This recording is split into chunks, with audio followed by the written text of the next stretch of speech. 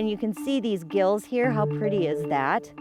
If I didn't know what this was, I'm gonna go home and I'm gonna get a piece of black paper and white paper side by side. Goodbye. We're gonna be there. Woo! The Muckets are back, the Muckets are back.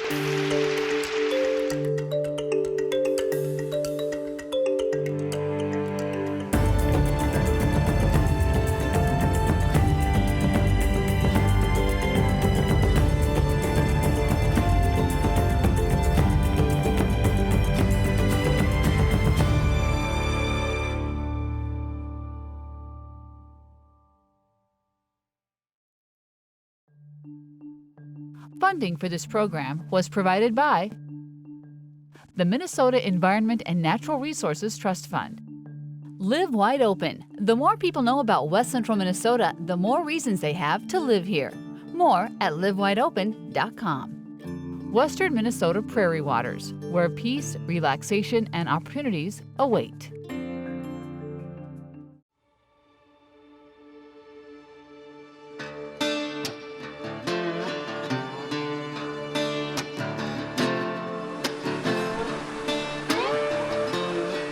It's mid-April in Minnesota, and winter just won't go away. The late spring is a setback to those eager to head to the woods and find morels, ramps, and fiddleheads. But that doesn't dampen the enthusiasm of forager Nicole Zempel. She's out trekking the upper Minnesota River Valley to show us what's coming alive.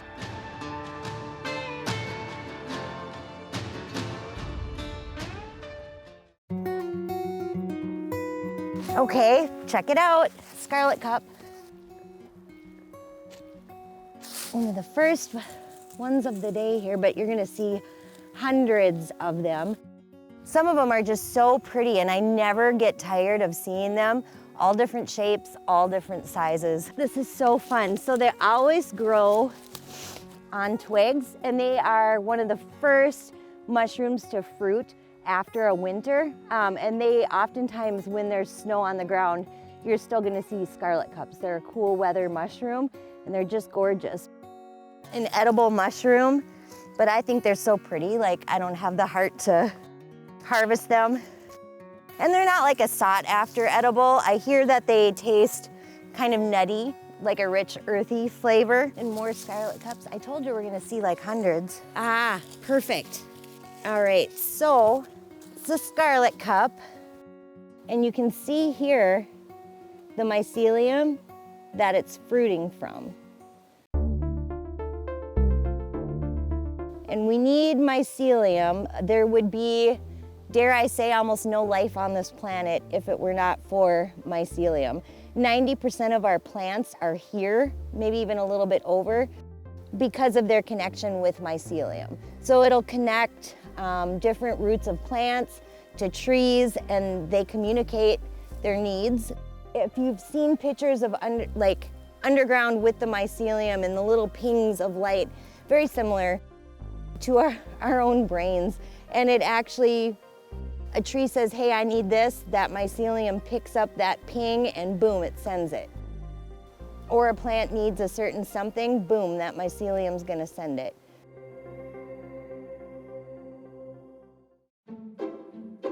These are mock oysters. They can be smelly. Apparently, they're not going to harm you, but they're not recommended as an edible. And you can see these gills here. How pretty is that? And this particular mushroom produces a pink spore. So if I didn't know what this was, I'm gonna go home and I'm gonna get a piece of black paper and white paper side by side. Then I'm just gonna put it, in this case, gill side down, maybe put a glass around it, and then check back, half hour or so to see what color those spores are. And you want the black and white paper, because if you have a white spore, it's only gonna show up on the black paper. And then I'm gonna look the spore color up in a book, and also when I'm researching the mushrooms, in the description it lists spore color.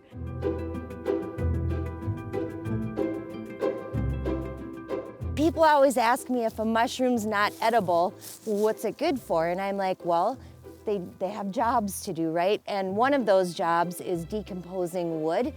And you can see just how soft and crumbly it is. And that basically, once it's done decomposing, it's gonna be nutrient-rich topsoil, so it keeps the forest healthy. I'm fascinated just by the decomposing wood. I think it's incredibly beautiful, and I can truly, give me an hour, I will sit here and just look at these stumps and find all kinds of life in them. Oh, and some old turkey tails. See, we didn't walk, very far, and look at all the stuff we're finding. Oh, here's a better scarlet cup. Oh, right next to a ramp. There's another ramp. Oh, a couple of them. And we're in a hotbed of like ramps.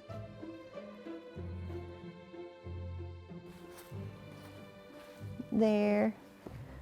There.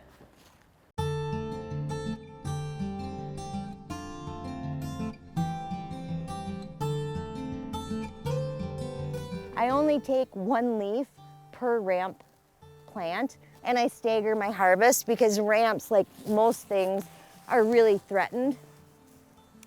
Just loss of habitat or over harvesting. And I think humans kind of have that tendency like, wow, these are great, they're good, they're there, let's just get them all. But it takes 5 to 7 years for one of these plants to produce seed. So if I were to like dig this up, take the bulb, that's it, it's gone from the forest forever. And then something that I love even more than ramps are nettles. And I used to avoid them. I just thought, you know what? No, it hurts to harvest them. Finally, a friend had prepared some dish with nettles in them, and I was like, wow, this is amazing. These are so good. I have discovered that I think they are my favorite plant as far as taste. Anything in nature, there are medicinal benefits, or anything that you forage is going to be really healthy for you. But nettles are one of the most nutrient-rich plants on the planet. People are often not afraid of them, but they might avoid them like I used to because they sting you. They have little fine hairs that are like hollow needles, and so if you walk through a patch of nettles, you're probably going to come out with some rashes or welts. But if you kind of harvest, well, when young too, like this, but in that upward manner. I like to put them, just scald them in some boiling water, and then they're not pokey anymore. I put them in pasta dishes, soups, you can do tea with them. All the rhizomes and the root system, the whole plant is edible from top to bottom.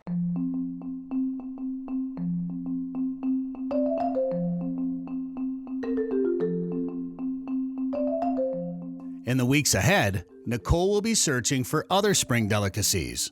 The fiddlehead should start popping. Next week, our temps are supposed to kind of consistently warm up. So, 50s or above, kind of consistently, they'll start to pop. I take only ostrich ferns, and a lot of them people have growing in their yard. They can forage in their yard and they don't even know it. Because I want my fiddleheads to keep coming. I'm only gonna take 2 or 3 little fiddleheads per plant and let the rest just grow. Parmesan encrusted fiddleheads is what I make. And I like them a variety of ways, but that is my favorite. There's something called the wild prairie onion. Those, and again, any of these wild plants, they are threatened due to habitat loss. If I harvest, let's say, a wild prairie onion, I am gonna cut the base off and put the roots back into the ground. Then there's wild garlic coming up. That'll be all in the next month. We'll start to see the prairie onions, the prairie garlic, and then the mushroom season kicks in too. Dryad saddle or pheasant back, morel mushrooms, oysters, they'll fruit. Morels are excellent. They are, you wait all year for mushroom season, like to really kick in with the morels. So it's the excitement factor, but also they are so tasty. I make a really good morel white gravy. Put that over like pork chops, it's excellent. Besides morels, chanterelles are one of Nicole's favorite shrooms. They're a great dessert mushroom. They smell like a spring breeze, and they start fruiting July, August, and take you right into fall. I make chanterelle cake. I know people make chanterelle ice cream. So it's, oh, and they're great in pasta dishes too.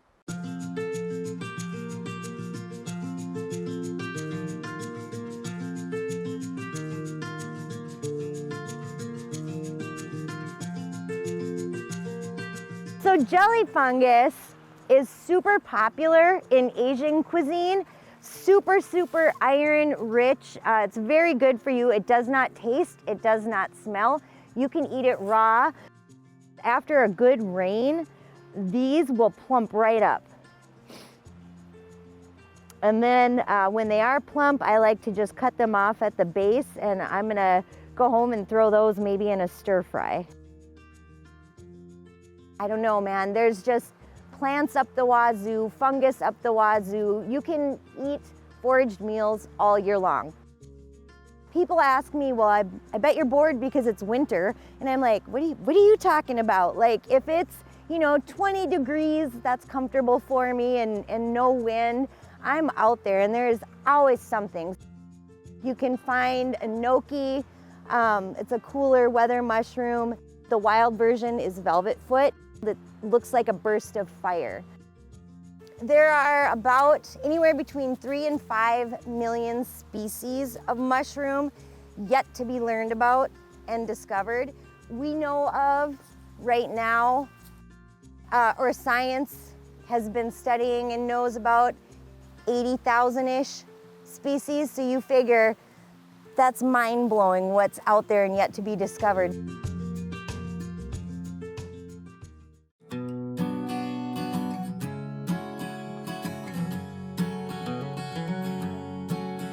Nicole has harvested about 20 varieties of mushrooms and is familiar with dozens more edibles. But the fungi bug didn't bite until 10 years ago. And at first, I didn't give mushrooms a second thought, and I never noticed mushrooms. Then I bought my home, and it butts up to some prairie land. And so my first passion and love was plants. And so I learned to ID those plants. And some of those plants that I was IDing on the prairie led me into the woods. And I was IDing plants in the woods, and I saw, I don't know what the first mushroom I saw was, but I was captivated by it and intrigued. And then I just went crazy, full bore, down that rabbit hole of learning about mushrooms. The self-taught forager takes photos of wild mushrooms and plants, then uses books to ID them. While Nicole spends countless hours alone in the woods, she doesn't keep her knowledge to herself. She especially enjoys introducing young people to the magical kingdom in the woods. Like the tiny horned fungus beetle, the male lives its entire life on an artist's conch mushroom and will fight off any other males that enter its home. Her passion is infectious, and she is frequently asked to lead community workshops. I quickly learned the deeper you dive into the land and all that it has to offer us, the land is so giving. I always feel like it never takes, it just knows how to give.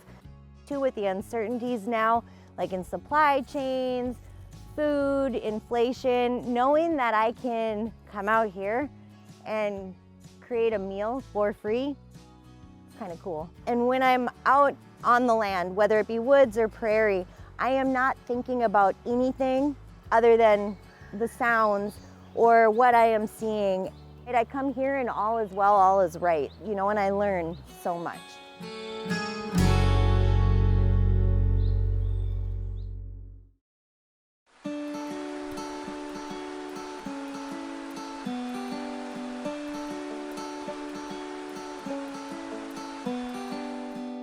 DNR river ecologist Mike Davis has been studying freshwater mussels for 35 years.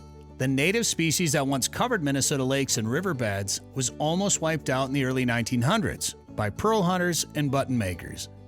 On a chilly April day, Mike and his crew are out with a bucket of young muckets that they will reintroduce to a Cannon River tributary.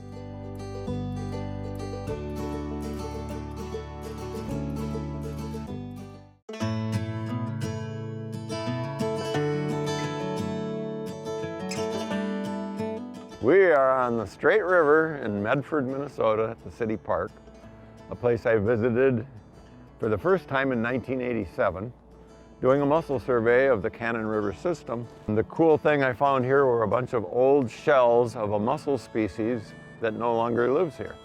So the mucket mussel had at one time been abundant in the river, here and on downstream, but it was gone. The only place I found live ones was downstream of Northfield and upstream of the dam at Billsby.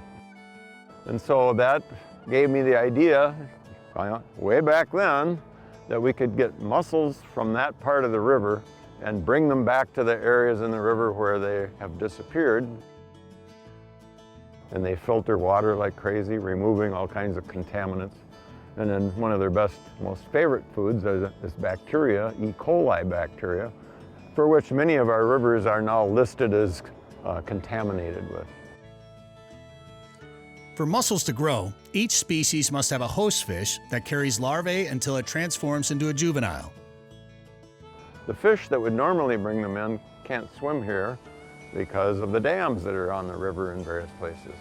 And so that brings us to where we are today, a historic time, because we are now using female mussels from that part of the Cannon River, raising the babies in a lab and then rearing them to a good size at the Waterville Fish Hatchery. And today we're going to release some of those here into the Straight River and restart the population that disappeared perhaps 100 years ago or more. We've tagged them and measured them, and we're ready to now release them here into the Straight River, where we hope they will quickly burrow themselves into the bottom and set up their lives and grow up and reproduce and spread up and down the river and make everybody happy, especially me. Free the mussels! They've been stuck in that nasty little basket for 2 years. The muckets. That's right. Mucket babies. Goodbye. Look at it. Woo! The muckets are back! The muckets are back!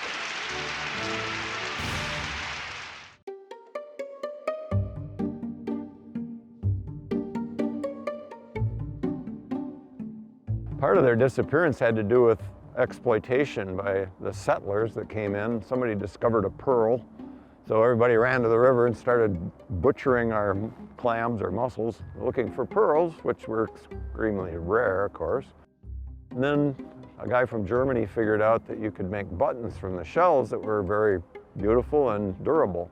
And so they started buying shells, and then people went back to the river and harvested for that. So they depleted the populations to the point where it wasn't worth looking for them anymore, which means they weren't completely eliminated, but their populations were very much subdued. Interesting thing about the harvest was that the guy that invented or discovered you could make nice buttons out of the shells ended up being swindled out of his fortune. He ended up poor, and while bathing in a river as a homeless man, cut his foot on a mussel shell, got infected and died from it. So the mussels got him back in the end. Revenge. Who knows if it's really true, but it's a great story. Never ruin a good story with the actual truth. But then at about the same time, everybody threw everything in the river in those days, including the flush toilets. When they were invented, the pipes went straight to rivers. And it polluted the water so badly that some species actually were wiped out completely. It's like the triple whammy, you know, you got the harvest, the pollution, and the dams all combining, I guess, to get rid of the mussels in the river. And we're trying to undo as much of that as we can.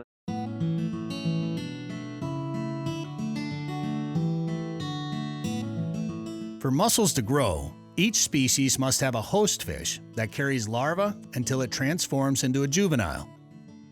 Well, St. Croix is our reference stream for the whole upper Midwest because it still retains the species we think historically were here. About 40 species in the St. Croix River. There are several species that we come get here that you can't find anywhere else. And we're reintroducing the snuff box into the urban river of Minneapolis, St. Paul in the Mississippi. So it's really cool. It's the winged maple leaf that we come and get here. And we've been releasing them into the Mississippi, and Fish and Wildlife Service has reintroduced them to the Chippewa River in Wisconsin. So to propagate these mussels for reintroduction, we first have to know the host fish.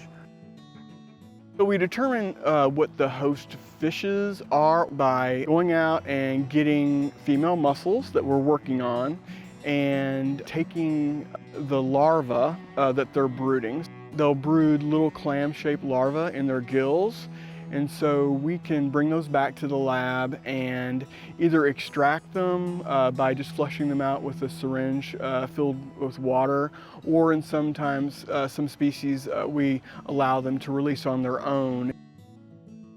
We have a variety of fish species in our lab that we use to test and see whether they're compatible with the mussel larva.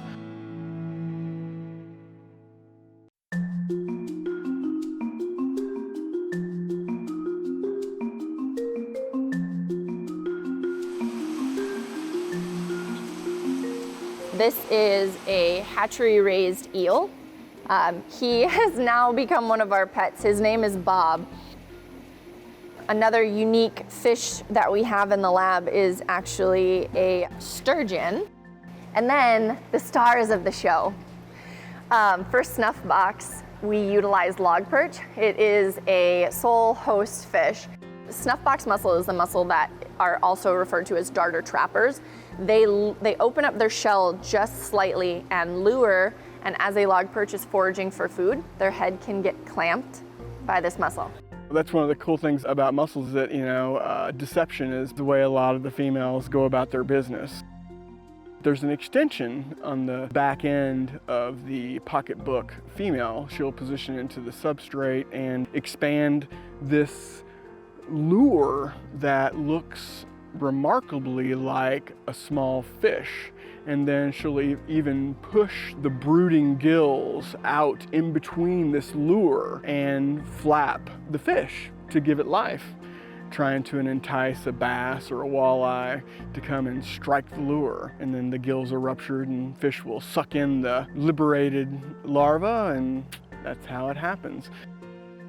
Other species, you know, will fool a fish by releasing small little packages of larvae that look like fish food.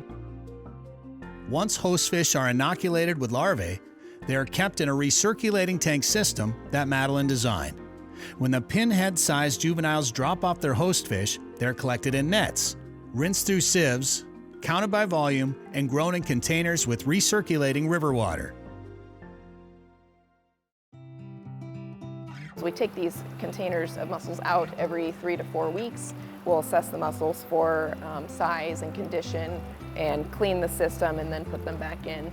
Native mussels at a certain point will start to develop byssus. Byssus will help a juvenile mussel hold on to, you know, a rock or some hard object that will help hold them in place until they're able to continue their growth and develop. So in culture, they become just this beautiful matted mess of juveniles. In nature though, you wouldn't necessarily find them clumped together like this, but because we're holding a container with up to 1,600 mussels in it, we get this nice concoction. And then we have to separate them all. Yeah, the fun part. And then we get our little fingers going.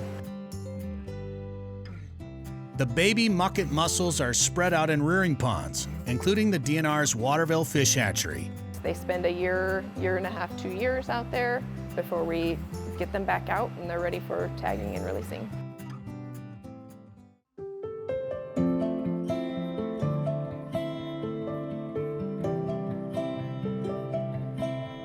In the Cannon River system so far, we've released over 1,800 mucket mussels as juveniles at 3 different sites. And as the fish pick up the larvae from where we're reintroducing at these sites, they can swim up and down the river for miles, and then doing that, they'll seed the river with more and more mussels again. And hopefully the population will explode into this, what it probably once was.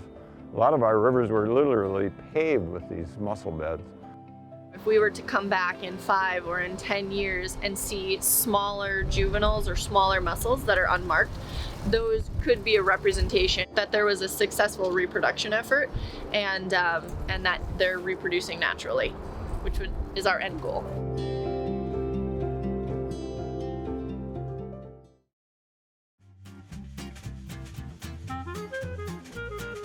True or false? Goldfish can survive cold winters in freshwater lakes and streams. True. Goldfish are a cold water species and will thrive and quickly reproduce without any predators. Like their relative, the common carp, goldfish will search for food in pond and lake bottoms where they stir up sediment and pull up plants. Goldfish can grow to the size of footballs and will rob native fish of nutrients and impact water quality. We can prevent goldfish from invading our waters. Do not release live pet fish into ponds, lakes, streams, or rivers, and do not flush them down the toilet. Donate your unwanted fish to a pet store or school, or advertise that you have fish to give away for free. If you wish to dispose of unwanted fish humanely, contact a local veterinarian for advice. Funding for this segment was provided by the Aquatic Invasive Species Task Forces of Wright, Meeker, Yellow Medicine, Lac qui Parle, and Big Stone counties.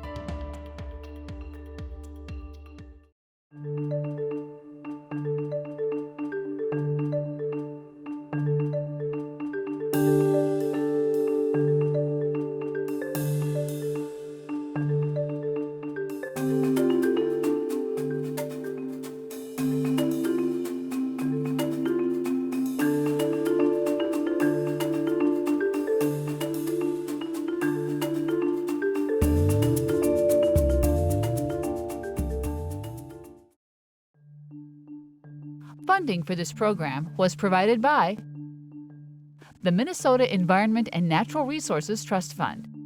Live wide open. The more people know about West Central Minnesota, the more reasons they have to live here. More at livewideopen.com. Western Minnesota Prairie Waters, where peace, relaxation, and opportunities await.